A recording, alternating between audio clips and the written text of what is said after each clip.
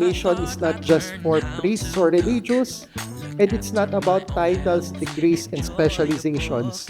It's about how we live in our families, sa trabaho, and in the ordinary spaces of daily life. We are more than listeners and followers. And so may we go forth as apostles on mission, bringing Christ's peace, love, and hope wherever we find ourselves. In my core, I am brave, and I know that I'll be okay. Our home is in our hearts, we'll always be okay. Stronger than ever as we age. Getting over.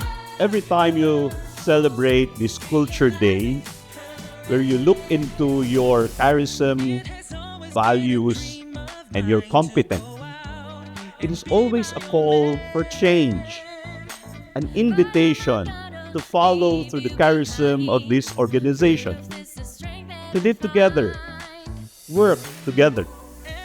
As you work, dear brothers and sisters, today on the value and the virtue of unity, it is an overarching theme in the Bible.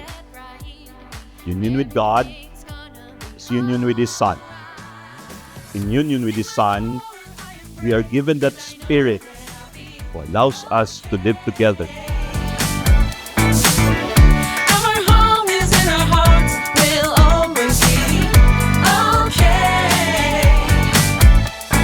Stronger than ever as we age. Getting over hurdles, realizing courage.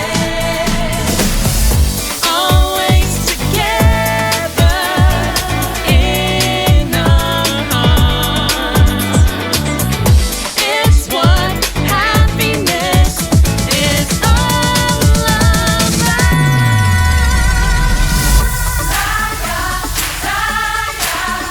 I am happier, happier than ever. I am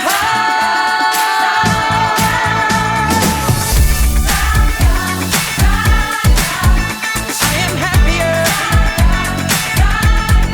happier than ever.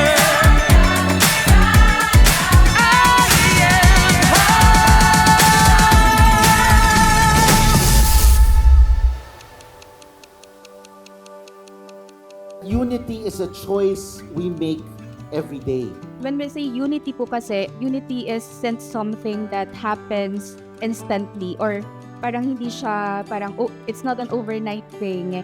It requires intention and collective effort. And at the same time, there should always be someone who leads the choreography, ensuring that there's alignment. So we have to have that balance between reality and expectations. By reality, I mean, given the limited resources made available to achieve the expectation, because kapag hindi natin na-achieve yung balance na yon, one can be pushed to be in survival mode. We should always look at our shared vision when we think that we are at a loss for direction or for words. We should always look at that one direction. What is our mission and vision? We should always anchor and align ourselves, our unit, our group, our departments into that purpose and goal.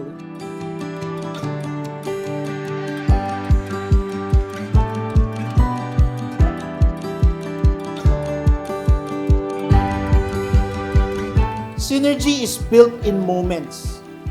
You cannot do synergy and say, oh, synergy tayo ha. O bukas synergy tayo ha. Hindi ganun. Synergy is actually small actions done consistently until it doesn't become obvious. That's synergy. It's almost like you're doing your job and you suddenly realize, oh, somebody's just benefiting from what I'm doing. And you're moving together. Synergy is really about having what I call an equation, and 5 elements to it. You have shared values, you trust each other, You have open communication, a shared purpose, and then you act together. That's synergy.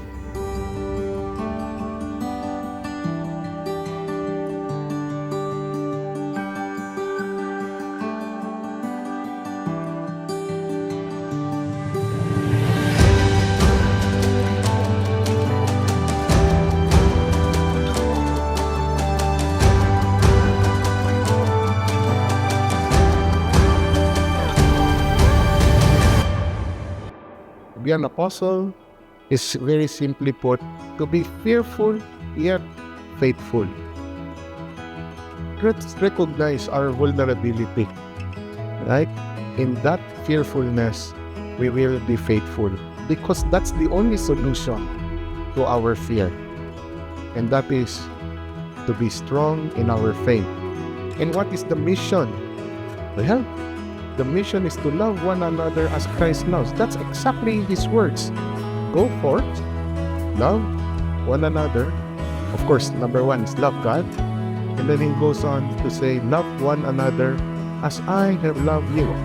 It is important that we fail together, because it is in failing together that we will learn together, that we will know how to rely with one another rather than leaving one another.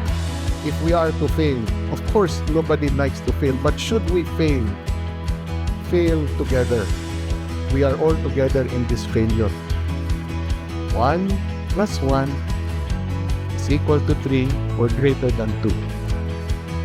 By having presence with one another, linkages with one another, ubiquity with one another, and symbiosis with one another, together, united in one.